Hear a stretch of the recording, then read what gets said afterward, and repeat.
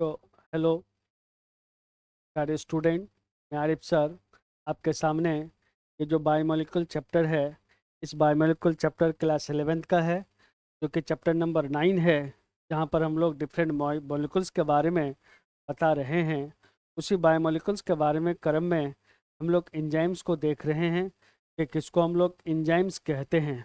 तो आइए फिर समझते हैं कि एंजाइम्स क्या है। तो बताया था प्रोटीन का बना हुआ प्रोटीन जो कैटलिस्ट की तरह काम करता है, उस प्रोटीन को हम लोग बेसिकली एंजाइम्स कहते हैं। आज देखते हैं एंजाइम्स का कंपोजिशन, कि एंजाइम को हम लोग कैसे कैसे कंपोजिशन के बेसिस पे दो तरह का एंजाइम होता है। एक होता है सिंपल एंजाइम और एक होता है कंजुगेटेड एंजाइम्स। तो देखते हैं बच्चों, देखिए types of enzyme, basis of, देखिए types of enzymes types of enzyme और इसका बेसिस क्या है। तो the basis of composition composition के बेसिस पे दो तरह का क्या होता है, एंजाइम्स होता है बच्चों। देखो, दो तरह का एंजाइम, एक को हम लोग सिंपल एंजाइम, देखो एक को हम लोग सिंपल एंजाइम और दूसरे को हम लोग ये कंजुगेटेड एंजाइम्स कहते हैं। एक होगा सिंपल एंजाइम और दूसरा होगा कंजुगेटेड एंजाइम। तो किसको हम लोग सिंपल एंजाइम कहते हैं। तो देखो, enzymes made up of made up of only made up of only protein. अगर सिर्फ प्रोटीन का बना हो तो उसको हम लोग क्या बोलते हैं, सिंपल एंजाइम कहते हैं। क्लियर। अब देखो यहाँ पर क्या होगा, एंजाइम एंजाइम मेडअप ऑफ, देखो made up of protein protein and क्या बोलते हैं, non protein non protein non protein components. Protein तो होगा ही, प्रोटीन के साथ साथ नन प्रोटीन इंजाइम्स हो, कंपोनेंट हो, तो उसको हम लोग कंजुगेटेड इंजाइम्स कहते हैं। देखो, कंजुगेटेड इंजाइम्स का दो कंपोनेंट होता है बच्चों।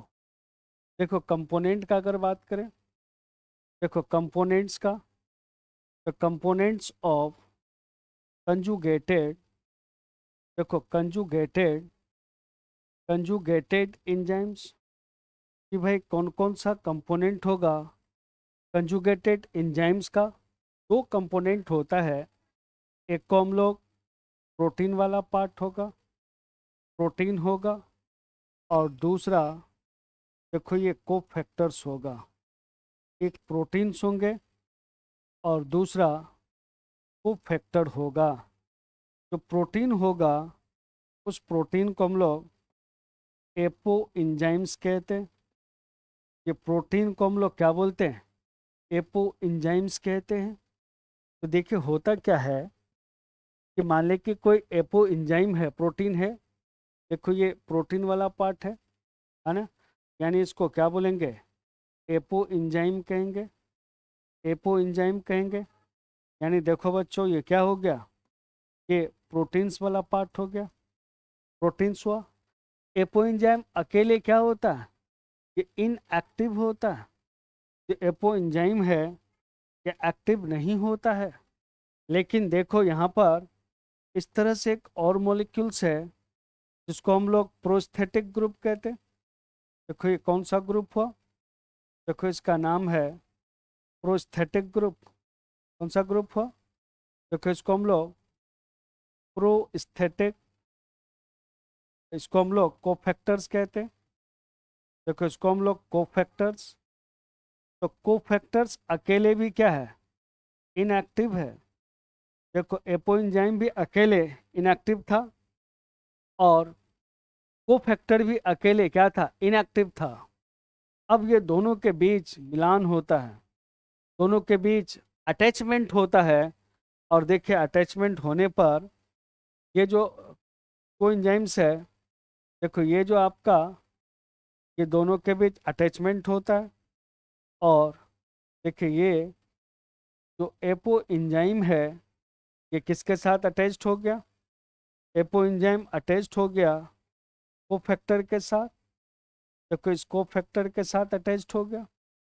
जब ये कोफैक्टर के साथ अटैच्ड हो गया तब इसको हम लोग देखो होलो एंजाइम्स कहते हैं, ये होलो एंजाइम्स कहते हैं, या इसी को हम लोग कंजुगेटेड एंजाइम कंजुगेटेड एंजाइम कहते हैं, कंजुगेटेड एंजाइम कहते हैं। और ये जो कंजुगेटेड एंजाइम होता है हर हाल में ये क्या होता है बच्चों, जो कंजुगेटेड एंजाइम होता है हर हाल में ये एक्टिव फॉर्म में हो, ये इनएक्टिव नहीं होता है। जो कंजुगेटेड एंजाइम होगा, ये जो होलो एंजाइम होगा, ये बेसिकली कौन सा होगा, एक्टिव फॉर्म में होगा। यानी ये एक्टिव एंजाइम को हम लोग कंजुगेटेड एंजाइम कहते हैं, यानी इसको हम लोग होलो एंजाइम्स कहते हैं। तो यहाँ पर बड़ा सवाल किसका आ गया, तो कोफैक्टर्स का, कि किसको आखिर देखो कोफैक्टर्स कहते हैं, है ना। तो कोफैक्टर्स ये क्या है, तो हम लोग तीन तरह का कोफैक्टर्स होता है। एक होता है प्रोस्थेटिक, देखो प्रोस्थेटिक ग्रुप। दूसरा जो आता है जिसको हम लोग को एंजाइम्स कहते हैं, ये को एंजाइम्स। और तीसरा जो आता है जिसको हम लोग मेटल, देखो मेटल आयंस कहेंगे, ये मेटल आयन पहला हो गया, को एंजाइम ये दूसरा हो गया, और प्रोस्थेटिक ग्रुप ये क्या हो गया, तीसरा हो गया। ये तीन तरह का कंपोनेंट है। पहला नाम क्या है, प्रोस्थेटिक ग्रुप। दूसरा का नाम क्या है, कोएंजाइम। और तीसरा का नाम क्या, मेटल एंजाइम, मेटल आयंस। तो अब इसमें कंफ्यूज मत होना कि कोएंजाइम एंजाइम जैसे को ना को पार्टनर साथ साथ, ये वाला बात नहीं है। ये कोएंजाइम को फैक्टर है, एपोएंजाइम बड़ा है कि कोएंजाइम बड़ा है। याद रखना एपोएंजाइम बड़ा है, कोएंजाइम बड़ा नहीं है। कोएंजाइम हमेशा ये को फैक्टर का क्या है, पार्ट है। तो देखो पहला हम लोग प्रोस्थेटिक ग्रुप, के किसको आखिर प्रोस्थेटिक प्रोस्थेटिक ग्रुप कहते हैं, कि आखिर वो कौन सा ग्रुप है जिसको आखिर प्रोस्थेटिक ग्रुप कहते हैं। तो देखो हम लोग कहते हैं ऑर्गेनिक कंपाउंड, इनऑर्गेनिक नहीं, कौन सा कंपाउंड, देखो ऑर्गेनिक कंपाउंड, ऑर्गेनिक कंपाउंड के टाइटली क्या हो जाए, टाइटली अटैच्ड हो जाए, टाइटली अटैच्ड। या हम लोग कहते हैं कोवेलेंटली, देखो कोवेलेंटली अटैच्ड हो जाए, इसके साथ covalently attached with apo enzyme. अगर एपो एंजाइम्स के साथ कोवेलेंटली अटैच्ड हो जाए इज कॉल्ड, उसको हम लोग क्या कहते हैं, उसको हम लोग प्रोस्थेटिक क्या कहा जाता है, देखो ग्रुप कहा जाता है। जो कोवेलेंटली अटैच्ड होता है उसको हम लोग क्या बोलते हैं, प्रोस्थेटिक ग्रुप कहते हैं बच्चों। अब देखो इसका एक एग्जाम्पल्स, अगर इसका एग्जाम्पल्स को देखें तो इसके एग्जाम्पल्स में क्या है, इसके एग्जाम्पल्स में एक हेम है ना। हेम एक प्रोस्थेटिक ग्रुप है। तो किसका, तो याद रखना टू एंजाइम है। एक एंजाइम का नाम क्या है, देखो पर ऑक्सीडेज। और दूसरा का नाम है देखो कैटालेज। अब एक और इंटरेस्टिंग बात क्या है, एक पर ऑक्सीडेज और दूसरा नाम क्या है, कैटालेज। जो पर ऑक्सीडेज ये बेसिकली क्या है, ये पर ऑक्सीडेज है, ये कौन सा एंजाइम है, ये लार्जेस्ट एंजाइम है। देखो सॉरी, पर ये स्मॉलेस्ट एंजाइम है। जो पर है इसको हम लोग स्मॉलेस्ट एंजाइम कहते हैं। और ये जो कैटालेज है इसको हम लोग लार्जेस्ट लार्जेस्ट एंजाइम कहते हैं, एक स्मॉलेस्ट एंजाइम होता है। तो ये बेसिकली करता क्या है, देखो ये H2O होता है। इस H2O को इसके साथ, H2O को O2 के साथ रिएक्शन कराता है। तो ये क्या बनाता है, H2O2 का ये क्या कर दिया फॉर्मेशन, जिसको हाइड्रोजन हाइड्रोजन क्या बोलते हैं, पर ऑक्साइड्स। इसको हाइड्रोजन पर ऑक्साइड्स कहते हैं। क्लियर है। अब देखो हाइड्रोजन तो इंजाइम चाहिए यहाँ, और इस इंजाइम को हम लोग क्या बोलते हैं, यहाँ इंजाइम चाहिए जिसको हम लोग कैटालेज कहते हैं। सॉरी, यहाँ इंजाइम चाहिए जिसको हम लोग क्या कहते हैं, पर ऑक्सीडेज। क्या बोलते हैं इसको, तो एंजाइम चाहिए, इस एंजाइम को पर ऑक्सीडेज कहते हैं। देखो यहाँ पर एंजाइम चाहिए और इस एंजाइम को क्या बोलेंगे, देखो पर ऑक्सीडेज, पर ऑक्सीडेज। और फिर ये क्या होगा, चेंज होगा किस में, H2 और O2 में। तो यहाँ पर कैटालेज, तो कैटालेज। तो ये दोनों एंजाइम का जो प्रीकर्सर है, प्रोस्थेटिक ग्रुप है, उसका नाम क्या है बच्चों, हेम, एक पेरोक्सीडेज और दूसरा कैटालेज। देखिए जो नेक्स्ट आता है जिसका नाम क्या है, कोएंजाइम्स है। देखिए किसको हम लोग कोएंजाइम्स कहते हैं। तो कोएंजाइम्स में क्या होता है, ये भी ऑर्गेनिक कंपाउंड होता है। कौन सा कंपाउंड, तो देखो ऑर्गेनिक कंपाउंड, ऑर्गेनिक कंपाउंड ये टाइटली टाइटली अटैच्ड विद, किससे अटैच्ड हो जाता है, tightly attached with apo enzyme. अगर एपो एंजाइम से, सॉरी, कैसे अटैच्ड होता, तो याद रखना ऑर्गेनिक कंपाउंड ये बेसिकली क्या होता है, ट्रांजेंटली। देखो ट्रांजेंटली, ट्रांजेंटली का मतलब होता है लूजली, बहुत धीरे से, लूजली। ट्रांजेंटली का मतलब loosely attached with apo enzymes. Apo enzymes is called, उसको हम लोग क्या कहते हैं, को एंजाइम्स कहते हैं। क्लियर है। देखो इसका एग्जांपल्स अगर देखो, इसका अगर एग्जांपल्स देखें, जैसे FAD का नाम सुना होगा, जैसे NAD का नाम सुना होगा, जैसे विटामिन बी और नाम क्या है, नाइसिन है। ये सब बेसिकली, ये सब क्या है, तो हम लोग कहते हैं कोएंजाइम है, तो लूजली अटैच्ड होता है एंजाइम के, एपो एंजाइम के साथ जब तक जरूरत होता है। और जैसे ही जरूरत खत्म हुआ, अस्सलाम वालेकुम वालेकुम, एक दूसरे से क्या होता है, जुदा हो जाता है। एक दूसरे से क्या होता है, अलग हो जाता है। वो साथ रह नहीं सकता, जब तक जरूरत है वो साथ हुआ, एक्टिवेट किया, फिर वो क्या हो गया, चला गया। तो उसको हम लोग क्या बोलते हैं, प्रोस्थेटिक ग्रुप कहते हैं। अब देखो एक कहा था मेटल आयंस, कौन सा आयन, मेटल आयंस। ये किसको आखिर मेटल आयंस कहते हैं। तो जो मेटल आयंस है ये बेसिकली क्या है, तो हम लोग कहते हैं ये जो एंजाइम के साथ अटैच्ड होता है। देखो ये एंजाइम के साथ क्या होगा, देखो मेटल, जो मेटल आयन है, आयन अटैच्ड होगा, attached attached with enzyme, enzyme के साथ अटैच्ड होगा बाय, कैसे, कोऑर्डिनेट। याद रखना, बाय कौन सा, कोऑर्डिनेट, ये बॉन्ड, कोऑर्डिनेट बॉन्ड से ये मेटल आयन एंजाइम के साथ क्या होता, अटैच्ड होता। क्लियर है। तो इसको हम लोग बेसिकली क्या बोलते हैं, इसको हम लोग अल्सो नोन एज, देखो also known as, also known as, देखो एंजाइम, देखो एंजाइम एक्टिवेटर्स। इसको हम लोग एंजाइम एक्टिवेटर्स कहते हैं।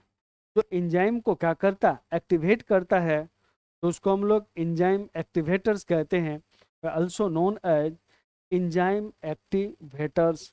ये जो मेटल आयन है ये बेसिकली क्या है बच्चों, इंजाइम एक्टिवेटर्स। इसका एक एग्जांपल्स देख लो। एग्जांपल जो एनसीईआरटी में पढ़ा रखा है, ये जिंक जेडन, ये किसके साथ, तो देखो दो इंजाइम्स है। पहला जो इसमें आता है, तो पहला इसमें हम लोग देखेंगे तो याद रखना कार्बो ऑक्सी पेप्टिडेज, ये पेप्टाइड बॉन्ड को तोड़ता है, पेप्टिडेज में होता है।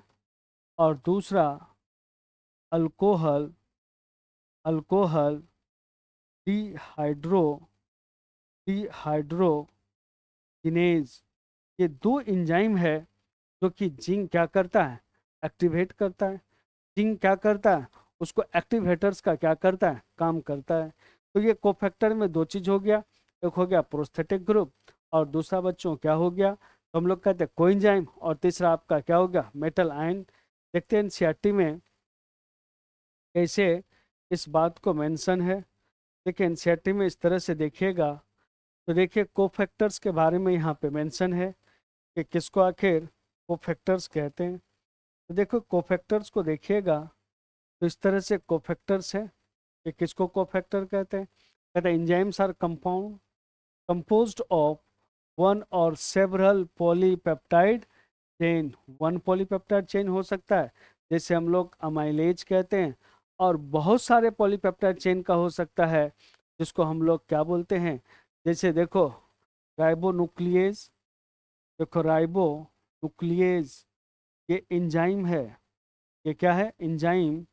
और यहाँ पर क्या होगा, एंजाइम ओनली वन क्या होगा, तो पॉलीपेप्टाइड चेन। अगर मात्र एक ही पॉलीपेप्टाइड चेन हो तो उसको हम लोग क्या कहते हैं, तो राइबोन्यूक्लियेज। और सेवरल पॉलीपेप्टाइड चेन वाला हो, देखो सेवरल पॉलीपेप्टाइड चेन में जो नाम आता है और उसका नाम क्या आता है, देखो सेवरल पॉलीपेप्टाइड का नाम, तो इसमें जैसे हम लोग क्या बोलते हैं, पारुवेट, देखो पारुवेट पारुवेट पारुवेट डिहाइड्रोजिनेज। जो पारुवेट डिहाइड्रोजिनेज है, यहाँ पर बहुत सारा लगभग 32 गो पॉलीपेप्टाइड चेन होता है, सेवरल प्रोटीन।